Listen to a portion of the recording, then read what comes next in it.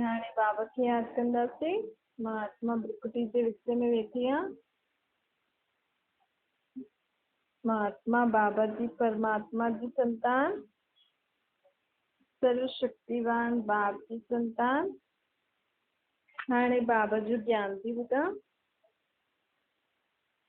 अॼु मीठा मीठा श्री बाबा ब्रह्मा जे तन द्वारा सुञाता मीठे मीठे बच्चे, मां तव्हांखे वेही करे सत्य त्रेता द्वापर कलयुग संगम युग जी ॻाल्हियूं थो ॿुधायां। सतयुग में तव्हां ईंदा आहियो, पोइ पुनर्जन्म वठी वठी हाणे कलयुग अंत सतयुग आदि जे विच जे संगम युग ते अची पहुता आहियो। ये 5000 बाबा चवनि था, ये 5000 साल जो चक्कर तव्हां अनेक बार लॻायो। पहिरियों बार न, अनेक बार मां आत्मा ईअं ई चक्कर लॻाए संगम युग ते परमात्मा सां मिलन मनाए पंहिंजे अंदर सर्व शक्तियूं गुण ज्ञान भरदी आहियां, पंहिंजे धारण कंदी आहियां। मां ही आत्मा सूर्यवंशी घराने में ऊंच देवी देवता हुयमि। मां ही आत्मा पोइ चंद्रवंशी, पोइ वैश्य, पोइ शूद्रवंशी में आई आहियां। हाणे मां वरी खां ब्राह्मण वंशी ठही आहियां। हाणे ब्राह्मण खां पोइ वरी सूर्यवंशी घराने में वञण जे लाइ मां आत्मा तैयार थी थियां।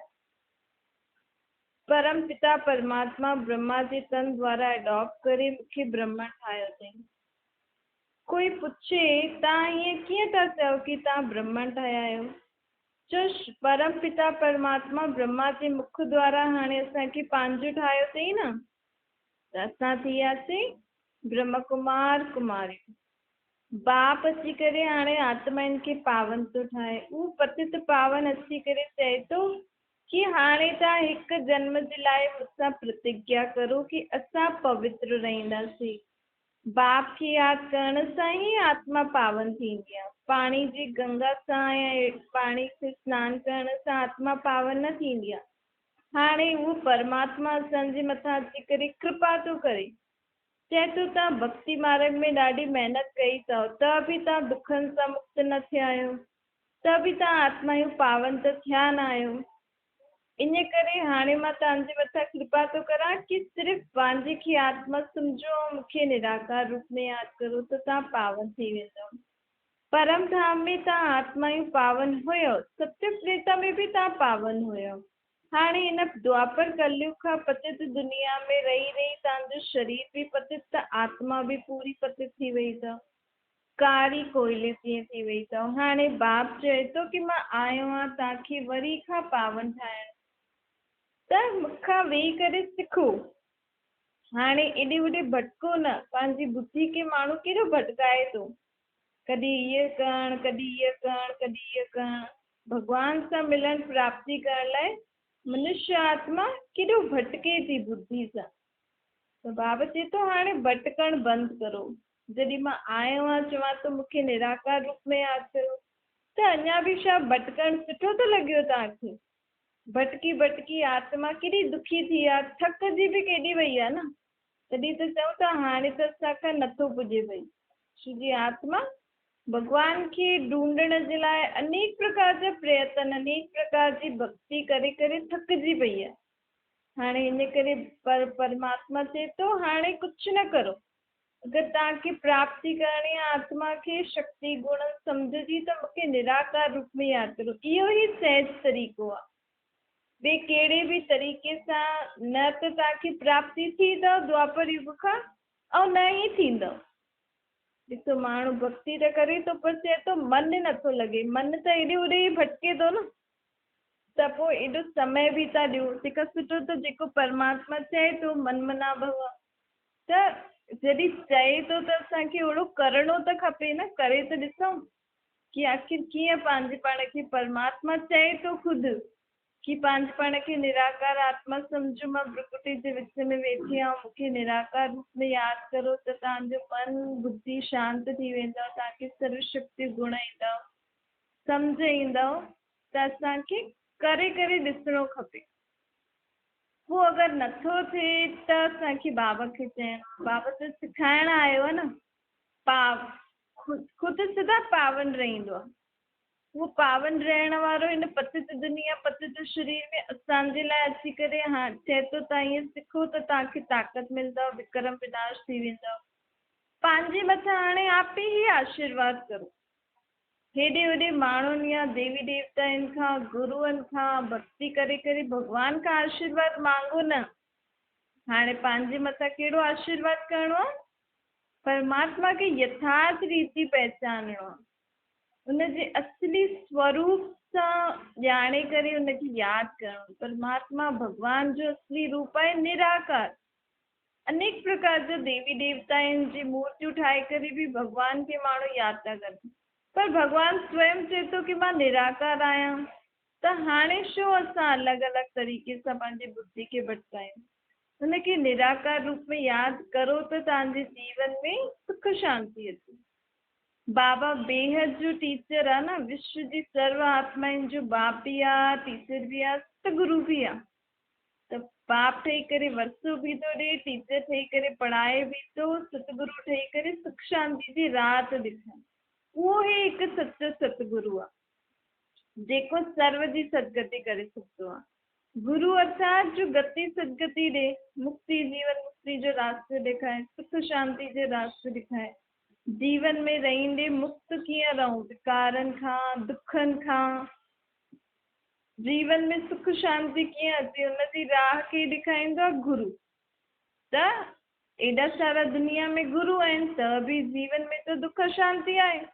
मतलब इन्हनि खां बि कोई वॾो गुरु आहे जंहिंजे लाइ चईंदा आहियूं कि तूं सर्व जो सदगति दाता आहे। त हाणे उहो ई सचो सचो सतगुरु परमात्मा आयो आहे, चए थो मां तव्हांखे सुख शांति जी राह थो ॾेखारियां, सहज तरीक़ो थो ॿुधायां न। त मञी करे ये सहज उपाय जेको बाबा ॿुधाए थो इनखे अपनाइणो आहे। साधु संत आदि सभी हिन समय दुखी आहिनि, सभिनि खे कहिड़े न कहिड़े प्रकार जो त दुख आहे सही।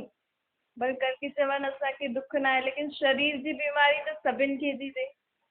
एक्सीडेंट या कोई न कोई अहिड़ी ॻाल्हि जेकी थिए थी उहो त सभिनि खे ई थींदी आहे, चाहे केतिरो बि वॾो गुरु हुजे। दुनिया जे हिसाब सां चइनि कि जगत गुरु आहे, 108 जगत गुरु, अलाए कहिड़ा कहिड़ा ना पंहिंजे मथां टाइटल, भॻवान जा टाइटल पंहिंजे मथां रखी वेठा आहिनि। त बि बीमार त थियनि था न, त कर्म भोग त उन्हनि जो बि अथनि। त बाबा चए थो ॾिसो केॾो भारी संकट आयो आहे न दुनिया जे मथां। हाणे हिन करे मां गुप्त वेश में आयो आहियां। परमात्मा गुप्त वेश में अर्थात पुराणे पतित शरीर में आयो आहे न। छो जी परमात्मा खे ख़ुदि जो शरीर न आहे। हाणे परमात्मा खे केरु ॼाणे? ॾिसो अगरि ख़ुदि जो शरीर वठी जे कृष्ण जे रूप में अचे त सभु ॼाणनि, लेकिन कृष्ण जे रूप, कृष्ण जहिड़ो रूप त सतयुग में कृष्ण जी आत्मा वठंदी न, परमात्मा थोड़ी कृष्ण जहिड़ो रूप वठंदो आहे। वो त साधारण मनुष्य तन में ईंदो आहे न, वो ख़ुदि जो कॾहिं शारीरिक रूप धारण न कंदो आहे। वो निराकार आहे, भले ईंदो शरीर में आहे त बि चईंदो आहे मूंखे निराकार रूप में यादि करो, हिन शरीर जे रूप में बि मूंखे न यादि करो। त सदा सम्झो हिन शरीर में ब्रह्मा जो तन जेको आहे हुन ब्रह्मा जे तन में शिव बाबा वेही करे असांखे पढ़ाए थो। असांजो बुद्धि योग निराकार सां ई लॻल हुजे त ई असां आत्माउनि जो मुक्ति जीवन मुक्ति असांखे मिले। बाबा जो अचणु हिन दुनिया में कलयुग जे अंत में ई थींदो आहे। छो जे कलयुग जे अंत में माण्हू भक्ति करे करे थकिजी पईंदा आहिनि न, लेकिन अञा ताईं थकिया न आहिनि जेका माण्हू उहे अञा ताईं करनि था। ऐं जेका थकिजी आहिनि उहो परमात्मा खे निराकार रूप में यादि करे प्राप्ति था करनि। भई सम्झ में अची वियो न कि भई परमात्मा हाणे असां हुनखे सॾु कयो, अलॻि अलॻि रूप जप था, व्रत आदि त्योहार आदि मनाए करे असां भॻवान खे सॾु कयो। जेका माण्हू सम्झी विया आहिनि कि भॻवानु अची वियो आहे त उन्हनि जा उहे सभु ख़तमु थी विया आहिनि न। जे माण्हू चईंदा आहिनि न ब्रह्म कुमार कुमारी ठहींदव त भक्ति छॾाए में ॾिनी, कोई भक्ति न कंदा आहिनि या कंहिंखे मञदा न आहिनि, कोई त्योहार न मल्हाईंदा आहिनि। परंतु असांखे बाबा चए थो जॾहिं तव्हां मूंखे सॾु कयो त मां हाणे आयो आहियां त अञा ताईं मूंखे अलॻि अलॻि रूप में यादि छो था करो? भक्ति अर्थात यादि करणु, सॾु करणु। हाणे कोई तव्हांखे के ॾाढे समय खां सॾु था करो, उहो सम्झो अची वियो त अञा ताईं तव्हां हुनखे यादि कंदा रहंदव छा कि उहो अची वियो त हुन सां मिलन मल्हाईंदव, ॻाल्हाईंदव, खाईंदव, पीअंदव, मौज मल्हाईंदव। त ईअं ई जेकी आत्मा सम्झी वेंदी आहे न कि हा इहे निराकार ई खे मां यादि बि करां, मां आत्मा बि करां। माण्हू भक्ति में भॻवान खे यादि थो करे, दुखी में, लेकिन एतिरो बि नथो सम्झे कि मुंहिंजी आत्मा सॾु थी करे भॻवान खे, पंहिंजे पाण खे शरीर सम्झी करे यादि थो करे। एतिरो असां बेसमझ आहियूं न, असांखे इहो ई न पतो आहे कि केरु थी भॻवान खे सॾु करे। चलो भॻवान जो नाम रूप त न पतो आहे, कम से कम इहो त पतो हुजणो खपे न कि मुंहिंजी अंदरि जेकी आत्मा वेठी आहे उहो परमात्मा खे आहे, भॻवान खे अलॻि अलॻि नाम रूप में यादि थी करे, शुद्धी उहो ॼाणदी न आहे। एतिरो बि असांखे पतो न हुयो। त हाणे जेकी आत्मा सम्झी वई आहे कि हा मां हिन निराकार खे बि यादि थी करां, इहो निराकार ई सभिनि खे शक्ति ॾियण वारो आहे, त छो न मां निराकार खे यादि करां न। अञा बि मां छो मूर्ति पूजा, जप तप, पाठ आदि, जपण माला आदि करण हाणे छो करां, जॾहिं निराकार अची वियो, मूंखे निराकार चए थो निराकार रूप में यादि करो, त हाणे मां छो के ज़रिए भॻवान खे यादि करां, छो न डायरेक्ट पंहिंजो कनेक्शन हुन परमात्मा सां जोड़ां। और सहज तरीक़ो बि त आहे, शरीर में वेठी जेकी आत्मा हुनजो पीउ आहे, मां आत्मा बि ॾेखारे में नथी ॾियां, उहो ई मुंहिंजो पीउ बि ॾेखारे में नथो ॾिए, लेकिन आहे, मुंहिंजी ॻाल्हियूं ॿुधे थो। मां आत्मा बि त शरीर में वेठी कर्म करां थी न, त आत्मा त ॾेखारे में नथी ॾिए। ईअं त न थींदसि कि आत्मा आहे ई न, शरीर ईअं ई थो हले। शरीर मां आत्मा निकिरी वेंदी आहे त मुर्दो कहलाईंदो आहे न। बाबा चए थो शरीर में आत्मा वेठी आहे, कर्म करे थी, उहो ई परमात्मा बि आहे। बुद्धि सां सम्झी आहियो न असां कि हा परमात्मा आहे, मां हुनखे यादि थी करां, हुन सां ॻाल्हायां थी, त उहो मूंखे मुंहिंजी जीवन में जेकी बि ॻाल्हि अचे थी उहो मूंखे सहज ई मुंहिंजी मदद करण लाइ आयो आहे न। त हाणे मां छो उनजे अॻियां हथ जोड़ां, घड़ी घड़ी हुनखे प्रार्थना करां, जॾहिं चए थो कि मां तुंहिंजो पीउ आहियां, मूंखे हक़ सां पंहिंजी ॻाल्हियूं ॿुधाए, मूंखे हक़ सां मूंखां जो वठिणो थी तूं वठि। त अञा ताईं असां छो हुनखे हथ जोड़ूं, बार बार सर झुकायूं? छा तव्हां पंहिंजे माउ पीउ जे अॻियां ईअं थोरी कंदव? कुझु बि खपे माउ पीउ खे त हक़ सां चईंदा आहिनि न, मूंखे हीअ चीज़ खपे, मूंखे हीअं थो थिए, मूंखे इहो दुख आहे, मूंखे हीअ परेशानी। त हाणे हुन परमात्मा खे पंहिंजे पीउ जे रूप में यादि करे हुन सां प्राप्ति करण जो समय आहे, परमात्मा खां वरसो वठण जो समय आहे। हाणे भक्ति जो समय ख़तम थी वियो, हाणे कहिड़ो थो समय हले? आत्माउनि खे परमात्मा खे यादि करे निराकार रूप में प्राप्ति करण जो समय थो हले। इहो समय पूरे 5000 साल में हिकु ई बार ईंदो आहे। हिकु ई बार असां भॻवान जे यथार्थ नाम रूप सां हुन सां मिलन मनाए सघंदा आहियूं। भले असां द्वापर युग खां भॻवान खे यादि करूं पिया अलॻि अलॻि ज़रिए सां, लेकिन बाबा चए थो कॾहिं बि मां तव्हां सां मिलियो ई न आहियां, छो जो मुंहिंजे अचण जो समय ई इहो संगम युग आहे। उहो त तव्हांजी भावना अनुसार तव्हांखे फल त मिलंदो आहे भक्ति में, ईअं न मिलंदो आहे, लेकिन जंहिंखे असां यादि था करूं हुनजे बारे में ॼाणे करे हुन सां मिलण में त अलॻि ई प्राप्ति थींदी आहे न। बाबा चए थो ॾिसो सन्यासी घर बार छॾे वेंदा आहिनि, चईंदा आहिनि असां भॻवान खे यादि करण लाइ घर बार था छॾूं, लेकिन बाबा चवनि था उहो सन्यासी बि ब्रह्म तत्व खे भॻवान सम्झी वेठा आहिनि। तत्व थोरी भॻवान आहे, हाणे आसमान थोरी भॻवान आहे, सूर्य थोरी भॻवान आहे। इन खां मथे बि जेको महतत्व आहे, उहो महतत्व ब्रह्म महतत्व ते में रही न रहण वारियूं असां आत्मा आहियूं, परमात्मा आहियूं। हुन परमात्मा खे यादि करिणो आहे, तत्व खे यादि न करिणो। कोई बि मनुष्य आत्मा भॻवान खे अञा ताईं हुनजे यथार्थ नाम रूप सां न यादि कयो अथई, न हुन सां मिलिया आहिनि। हाणे ई संगम युग ते मिली सघंदा आहिनि। बाबा चए थो हिन ई हिकु जन्म में तव्हांजी जन्म जन्मांतर जी पापनि जो जेको बि बोझो चढ़ियल अथव न तव्हांजे मथां, उन्हनि सां मां तव्हांखे मुक्त कंदो आहे।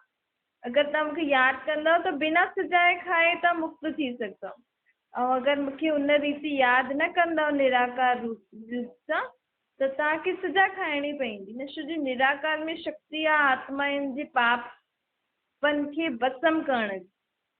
त बाबा ईअं नथो चए कि तव्हां मूंखे यादि न कंदव त मां तव्हांखे सजा ॾींदमि, तव्हांखे पापनि जे लाइ मुक्त थियण लाइ सजा ॾींदमि। न, मां कुझु बि दुख न ॾींदो आहे। परंतु जेकी चीज जीअं आहे उनखे उन रीति यादि कंदासीं त कुझु प्राप्ति थींदी न। हाणे चार्जर आहे, चार्जर खे उन ई प्लग में ई असांखे लॻाइणो पवंदो जंहिंमें 3 पिन या 2 पिन हुजनि, न त बिना हुनजे असां चार्ज कीअं करे सघंदासीं। ईअं आत्मा बि निराकार आहे न। निराकार जे मथां पाप कर्मनि जो लेप चढ़ियल आहे त उहो कीअं हटंदा। वो निराकार खे यादि करण सां हटंदा, न त ईअं कहिड़े बि शरीरधारी देवी देवताउनि खे जेके असां भॻवानु सम्झी वेठा आहियूं जबकि उहे आहिनि बि न, उहे त देवी देवता आहिनि। भॻवान अर्थात जेके पंहिंजो शरीर न आहे, अशरीर, अजन्मो, जो परे ते परे रहण वारो परम आत्मा आहे, परम पिता आहे, आत्माउनि जो पीउ आहे। त उनखे उन रीति यादि करण सां ई आत्मा जे मथां जेको बि लेप शेप आहे उहो ख़तमु थी वेंदो आहे। हाणे बाबा आया आहिनि आत्माउनि खे सहज राजयोग ऐं ज्ञान ॾियण। बाबा चए थो ॾिसो तव्हां जेका माला आदि जपंदा आहियो त माला कंहिंजी ठहियल आहे। माला में जेको मथे मथे फूल हूंदो आहे उहो हूंदो आहे परमात्मा जो, शिव बाबा जो हूंदो आहे उहो फूल। हाणे माला अहिड़ी छो ठहियल आहे, मथे मथे शिव बाबा फूल, त पहिरियों फूल खे नमस्कार कंदा आहियूं, पोइ 2 युगल दाना हूंदा आहिनि ब्रह्मा सरस्वती, पोइ जेका दाणा हूंदा आहिनि न माला में उहो दाणा हूंदा आहिनि जे हाणे भॻवान जी मददगार ठहिया आहिनि। हाणे जेकी आत्मा ई परमात्मा खे पंहिंजे बाप जे संबंध में यादि करे हुनजी मददगार ठहियूं आहिनि हिन नर्क खे स्वर्ग ठाहिण में, उहा आत्माउनि जो दाणे जे रूप में माण्हू यादि कंदा आहिनि। त बाबा चए थो पोइ बाक़ी दाणा आहिनि जेका मुंहिंजा हाणे मददगार आहिनि, पोइ शिव बाबा जी यादि सां आत्मायूं सूर्यवंशी ऐं चंद्रवंशी घराने में वेंदियूं आहिनि। ये ब्रह्मा सरस्वती जेको युगल दानो ॾेखारींदा आहिनि फूल में माला में, इहे ई वञी करे लक्ष्मी नारायण ठाहींदा आहिनि। बाबा चए थो इहा माला उन्हनि जी ठहियल आहे जेके परमात्मा जा मददगार ठहिनि, त आत्माउनि खे नंढनि धाड़नि जे रूप में माला में पिरोए करे पोइ यादि कंदा आहिनि। उन्हनि महिनत कई आहे न, भई असां त चलो कहिड़ो बि जाप जपूं था, राम राम वाहिगुरु वाहिगुरु या कृष्णा कृष्णा कुझु बि चऊं था, लेकिन असुल में बाबा असांखे माला जो अर्थ थो ॿुधाए। मथे फूल शिव बाबा, युगल दाना ब्रह्मा सरस्वती, बाक़ी जेका दाणा हूंदा आहिनि माला में उहो परमात्मा जो जेका मददगार थींदा आहिनि न, जॾहिं हाणे बाबा आयो आहे उहो दाणा हूंदा आहिनि। कोई खे पतो ई न आहे कि माला छा चीज़ आहे, ईअं ई माला फेरदा रहंदा आहिनि। 16,108 जी बि माला हूंदी आहे, वॾे वॾे मंदरनि में रखल हूंदी आहे, पोइ कोई काथां खींचदो आहे, कोई काथां खींचदो आहे। बॉम्बे में भी लक्ष्मी नारायण के मंदिर में माला फेरदा आहिनि, राम राम चईंदा आहिनि, लेकिन राम राम कहिड़ो राम, परमात्मा राम। वो त्रेता वारे राम खे न यादि कंदा आहिनि, परमात्मा राम जो राम नाम सत्य आहे न, उहो बि परमात्मा राम जो नाम सत्य आहे। त्रेता वारो राम त जनम मरण जे चक्कर में ईंदो आहे त नाम बदिली थींदो आहे न हुननि जो। राम राम जपदा आहिनि, पोइ सॼी माला ते मथो टेकदा आहिनि। सम्झ में त न आहे न, लेकिन हिन जो यथार्थ असांखे बाबा थो ॿुधाए। बाबा चए थो ॾिसो पादरी बि हथ में माला फेरदा आहिनि, पुछो कंहिंजी माला था फेरो त चईंदा क्राइस्ट जी यादि में माला था फेरूं। उन्हनि जा पोइ वॾा पोप पादरी बि हूंदा आहिनि, पोइ पोपनि जी बि माला ठहींदी आहे। त माण्हू दाणनि खे अलॻि अलॻि नाम सां यादि था करनि, लेकिन हिन जो यथार्थ अर्थ बाबा चए थो ईअं यादि करे भले तव्हां यादि जपो भले। बाबा चए थो शरीरधारी जेका दाणा असां शरीरधारी खे यादि करे दाणा जपूं था न, त उहो शरीरधारी वारा न आहिनि नाम। असुल में इहे उहो निराकार आत्माउनि जो दाणनि जे रूप में माला ठहियल आहे जेकी परमात्मा जा मददगार ठहिया। त इहे सम्झी करे असांखे भक्ति बि करणी आहे अगरि करणी आहे त। हाणे बाबा असांखे पूरो यथार्थ अर्थ हर हिकु ॻाल्हि जो छो थो ॿुधाए, छो जे अञा ताईं असां बिना अर्थ जे सभु कुझु कयो आहे न, त असांखे उहो प्राप्ति न थी थिए। पोइ असां चऊं था असां त भॻवान खे सॼो ॾींहुं यादि था करूं, सॼो ॾींहुं पाठ था करूं, सॼो ॾींहुं व्रत था रखूं, जप तप करूं था, मालायूं था जपूं था, बि दुख नथो वञे। छो जो असां अर्थ सही यादि ई नथा करो त दुख कीअं ख़तमु थींदो। असांखे इहो ई न पतो आहे कि असांजी आत्मा दुखी आहे। असांखे इहो ई न पतो आहे कि दुख छो था भोगूं। छो जो असांजा ई पाप कर्म आहिनि न, विकारनि जे वश थी करे असां ई बुरा कर्म कया आहिनि। हिन करे असांजी आत्मा जे मथां लेप शेप आहे, हिन करे दुख थो थिए। दुख जो कारण ई न पतो आहे, दुखी केरु थी थिए इहो ई न पतो आहे, दुख दूर करण वारो केरु आहे इहो ई न पतो आहे, हुनजे बारे में यथार्थ नाम रूप न पतो आहे। हेॾे होॾे असां कॾहिं कंहिंखे था पूजूं, कॾहिं कंहिंखे था यादि करूं, भटकऊं था न। त इन करे असां यथार्थ रीति अञा ताईं दुखनि सां दूर थियण जे लाइ कुझु कयो ई न आहे, त दुख कीअं दूर थींदो। त बाबा असांखे हाणे सहज उपाय थो ॿुधाए। केरु? आत्माउनि जो पीउ थो चए परमात्मा कि आत्मा जेकी दुखी आहे, आत्मा ते जेको लेप शेप चढ़ियल आहे, हिक ॿिए सां जेको बि हिसाब किताब आहे आत्मा ते चढ़ियल, उहो कीअं ख़तमु थींदो? परमात्मा खे निराकार रूप में यादि करो। हाणे बाबा चए थो कुझु बि करो लेकिन मूंखे निराकार रूप में यादि करो त तव्हां सभु दुखनि सां दूर थी वेंदव। सिर्फ़ु हिन जन्म न, ऐं ॿियो हाणे विकारनि जे वश कोई बि कर्म न करो, न कामवश, न क्रोधवश, न लोभवश, न मोहवश, न अहंकारवश। ईर्ष्या, द्वेष, नफ़रत आदि इहे जेको हिक ॿिए जे लाइ असां चऊं था, भले सोचूं था असां त नथा चऊं, लेकिन फलाणो चए पियो त मां बि हा चई छॾियो। ये तव्हांजी हा तव्हांजे मथां छा आत्मा ते छा चढ़ियो? पाप जो बोझो।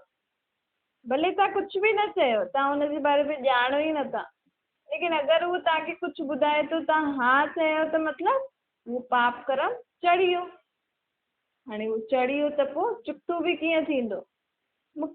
उहो ई जंहिंजे लाइ तव्हां बुरो चयो, हा चयो, उन सां तव्हांजो बि ज़बरदस्ती हिसाब किताब थी वियो बुरो। उहो बि तव्हां सां गॾु पंहिंजो हिसाब किताब उन रीति चुक्तो करणु ईंदी। तव्हांजे लाइ तव्हां हिकु ॻाल्हि जे लाइ हा चयो कि हा उहो बुरो हूंदो, हा उहो तव्हांजे लाइ 10 बुरियूं ॻाल्हियूं चवंदो। पोइ चवंदो मां त हिनजो कुझु बिगाड़ियो न आहे, अलाए छो मुंहिंजे पुठियां पई आहे। छो जी तव्हां हा चई न हुनजे लाइ कि हा उहो अहिड़ो बुरो हूंदो, अच्छा ईअं थो करे, हा हा हा, त उहो हा जे बदिले तव्हांजी 10 बुरायूं बि उहो कंदा। हिन करे हाणे विक्रमनि सां पंहिंजे पाण खे बचायो, मन में, वाचा में, कर्मणा में। हाणे इहो ध्यानु रखो कि मूंसां कोई बि अहिड़ो कर्म न थिए, मां कुझु बि अहिड़ो कंहिंजे लाइ न ॻाल्हायां, न सोचां जंहिंसां मुंहिंजे मथां पाप जो बोझो चढ़े। हाणे पापनि सां मुक्त थियण लाइ पाप कटेश्वर निराकार परमात्मा आयो आहे। चए थो हाणे जेका पाप कया अथव त ठीकु आहे, उहो मूंखे निराकार रूप में यादि करे ख़तमु करो, लेकिन हाणे पाप करणु बंदि करो। असां चऊं असां नथा करो, लेकिन बाबा परमात्मा त चए सुबुह खां राति ताईं तव्हां सां ॾाढा पाप थियनि था। असां त भले नथा ॼाणे सघूं, लेकिन असां अगरि पंहिंजे पाण खे ॾिसूं सुबुह खां राति ताईं मां छा थी ॻाल्हायां, मां आत्मा मुख सां मन में छा वीचार था हलनि, कीअं कर्म करां थी, कर्मनि सां कंहिंखे दुख थो मिले, सुख थो मिले, मुंहिंजे ॻाल्हाइण सां कंहिंखे दुख थो मिले, सुख थो मिले, त इहे सोचे पोइ तव्हां जाचो कि अॼु मूंखां केतिरा बुरा कर्म थिया, कंहिंखे मां दुख ॾिनो, केतिरा मुंहिंजा पाप चढ़िया आहिनि। त हिन रीति जॾहिं असां जाचंदासीं न पंहिंजे पाण खे, त असांजे पाप घटि थींदा, पोइ ख़तमु थी वेंदा। छा मीठ स्किल जे ॿारनि खे थी माता पिता बाप दादा जो यादि प्यार ऐं गुड मॉर्निंग रूहानी बाप जी। असां सभिनि रूहानी ॿारनि खे नमस्ते। असांजी बि रूहानी माता पिता बाप दादा खे यादि प्यार गुड मॉर्निंग और नमस्ते। वरदाना लगाव जे सूक्ष्म दागनि खे समाप्त करे उड़ती कला में उड़ण वारा संपूर्ण फ़रिश्ता ठहो। फ़रिश्तो केरु हूंदो आहे? जंहिंजो कंहिंसां लगाव न हुजे, सभिनि जे लाइ सुठो करे ऐं सभिनि सां न्यारो बि हुजे। कंहिंसां लगाव वश असांखे कंहिंजे लाइ सुठो न करिणो। बसि तव्हांजा ॿार अथव, परिवार वारा अथव, उन्हनि जे लाइ तव्हां सुठो में सुठो करो, लेकिन लगाव न हुजे, मोह न हुजे। सदा इहे सोचो मूंखे सभिनि जे लाइ सुठो करिणो, कोई मुंहिंजे लाइ करे न करे मूंखे न उहो पतो आहे, लेकिन मां फ़रिश्तो वरिता सभिनि जे लाइ सुठो करण वारो, मुंहिंजो अंश मात्र बि कंहिंसां लगाव मोह न हुजे। ईअं बि न हुजे कई माण्हू चवंदा आहिनि कि मूंखे हिन ॻाल्हि जी हिन चीज़ जी इच्छा त न आहे लेकिन सुठी लॻंदी आहे, लेकिन ये सुठी लॻण बि कॾहिं इच्छा में परिवर्तन थिए इहे बि पाण खे पतो न आहे। इन करे इहे बि असांखे न चइणो आहे हा भई ये सुठी थी लॻे, छो जी सुठी लॻे थी अगरि असांजी उहा नज़र हुनजे मथां पइजी वई न, चीज़ जे मथां या कहिड़े बि संबंध जे मथां कि मूंखे इहो सुठो लॻंदो आहे, इहा सुठी चीज़ आहे, इहो सुठो कपिड़ो आहे, त उहो सुठो लॻण बि पोइ थोरी देरि में उहो इच्छा में परिवर्तन थी वेंदी आहे। इन करे असांखे सर्व प्रकार जे लगाउनि सां मुक्त थियणो आहे, तॾहिं असां सभिनि जे लाइ सुठो सोचे सुठो करे सघंदा आहियूं, अर्थात फ़रिश्तो ठही सघंदा आहियूं। स्लोगन आहे मन सां सभिनि आत्माउनि खे शक्तियूं ॾियो, कर्मनि सां सभिनि आत्माउनि खे गुणनि जो दान ॾियो। इहे ई महादानी थियणो आहे। माण्हू त कुझु कुझु धन दान, कपिड़ा दान, चीजूं दान कंदा आहिनि, त सोचनि असां ॾाढो दान कयूं, लेकिन परमात्मा चए थो हाणे इहे दान ॾियो। घड़ी घड़ी जॾहिं बि समय मिले परमात्मा खे यादि करे विश्व जी सर्व आत्माउनि खे शक्तियुनि जो ध्यानु ॾियो कि बाबा सभिनि आत्माउनि खे जंहिंखे जो शक्ति खपे उहो मिले थी। पंहिंजे कर्म अहिड़ा हुजनि परमात्मा खे यादि करे कि सभी असांजे कर्मनि सां सिखनि, त कर्मनि सां असां ॿियनि खे गुणनि जो दान ॾेई सघंदा आहियूं। इहो ई महादान।